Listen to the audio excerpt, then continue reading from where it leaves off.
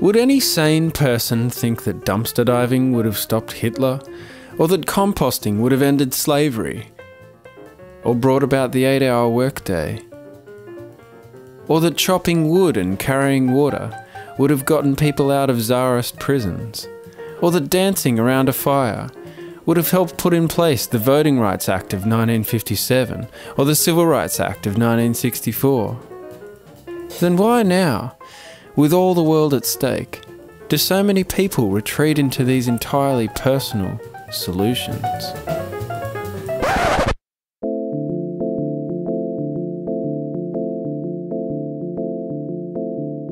Part of the problem is that we've been victims of a campaign of systematic misdirection.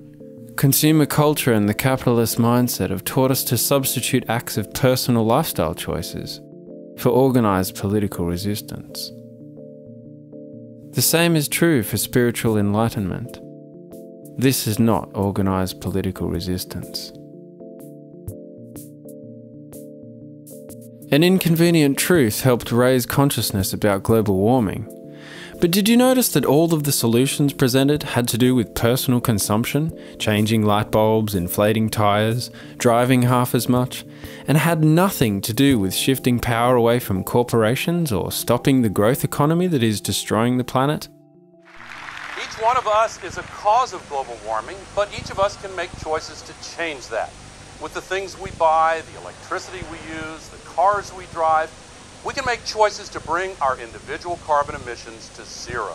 But even if every person in the United States did everything the movie suggested, US carbon emissions would fall by only 22%. And scientific consensus is that emissions must be reduced by at least 75% worldwide.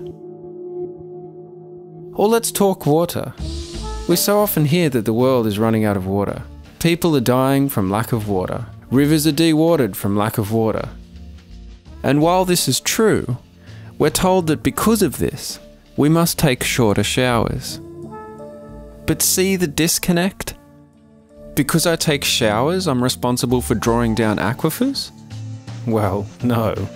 More than 90% of the water used by humans is used by agriculture and industry. The remaining 10% is split between municipalities and actual living, breathing individual humans.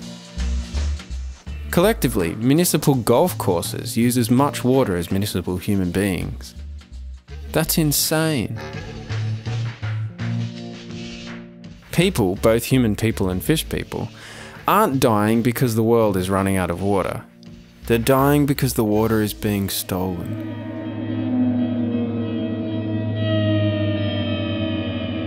Well, let's talk energy. Kirkpatrick Sale summarised it well.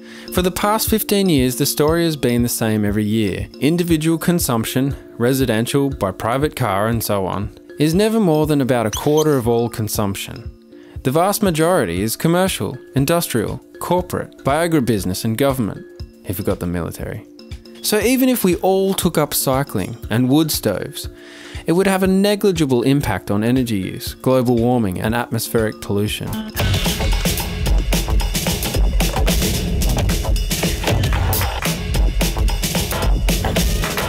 Or let's talk waste.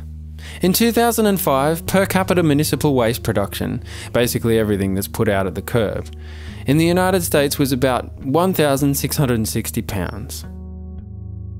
Let's say you're a die-hard simple living activist, and you reduce this number to 0. You recycle everything. You bring cloth bags shopping. You fix your toaster. Your toes poke out of your old tennis shoes. You're not done yet though. Since municipal waste includes not just residential waste, but also waste from government offices and businesses, you march down to those offices, waste reduction pamphlets in hand, and convince them to cut down on their waste enough to eliminate your share of it. Well, I've got some bad news. The municipal waste accounts for only 3% of total waste production in the United States.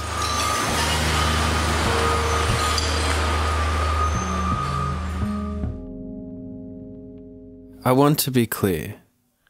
I'm not saying that we shouldn't live simply. I live reasonably simply myself. But I don't pretend that not buying much, or not driving much, or not having kids is a powerful political act, or that it's deeply revolutionary. Because it isn't. Personal change does not equal social change. So how then, and especially with all the world at stake, have we come to accept these utterly insufficient responses?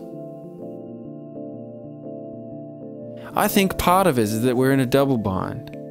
A double bind is when you're given multiple options, but no matter what option you choose, you lose. And withdrawal is not an option. At this point, it should be pretty easy to recognise that every action involving the industrial economy is destructive. And we shouldn't pretend that solar photovoltaics, for example, exempt us from this. They still require mining and transportation infrastructures at every point in the production process. The same can be said for every other so-called green technology.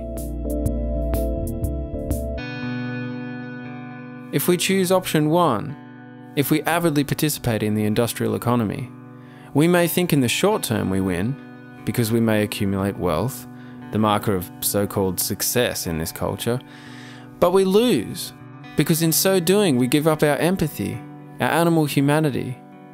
And we really lose because industrial civilization is killing the planet, which means everyone loses.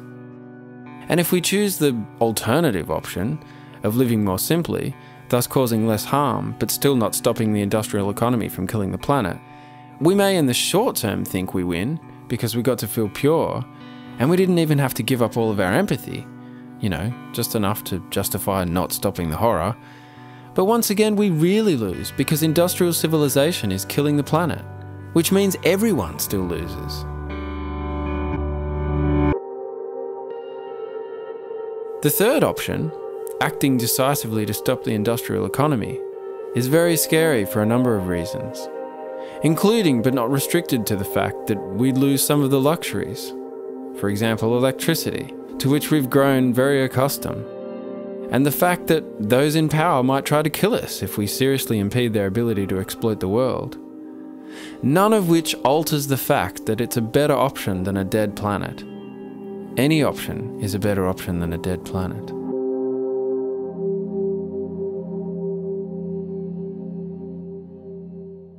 Besides being ineffective at causing the sorts of changes necessary to stop this culture from killing the planet, there are at least 4 other problems with perceiving simple living as a political act, as opposed to living simply because that's what you want to do. The first is that it's predicated on the flawed notion that humans inevitably harm their land base. Simple living as a political act consists solely of harm reduction, ignoring the fact that humans can help the earth as well as harm it. We can rehabilitate streams, we can get rid of noxious invasives, we can remove dams. We can disrupt a political system tilted towards the rich, as well as an extractive economic system. We can destroy the industrial economy that is destroying the real physical world.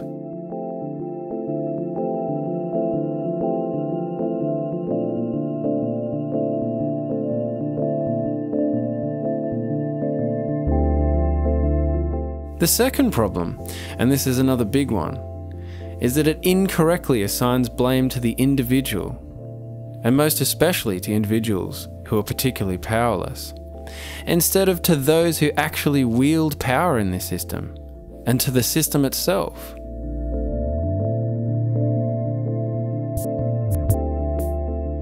The third problem is that it accepts capitalism's redefinition of us from citizens to consumers.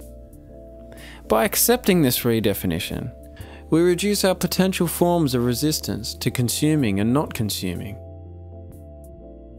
But citizens have a much wider range of available resistance tactics, including voting or not voting, running for office, pamphleting, boycotting, organising, lobbying, protesting. And when a government becomes destructive of life, liberty and the pursuit of happiness, we have the right to alter or abolish it.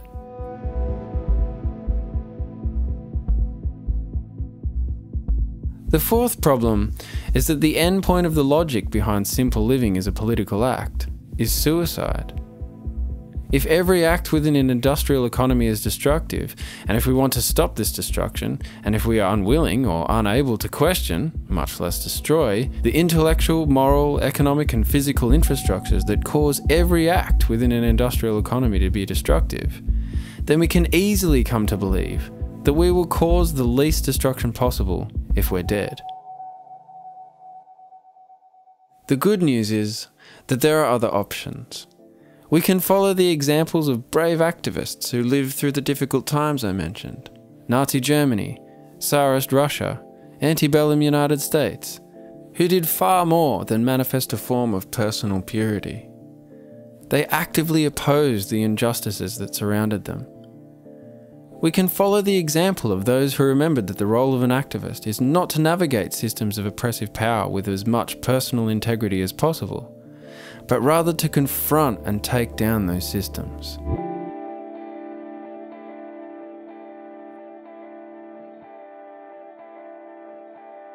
Let's get to work.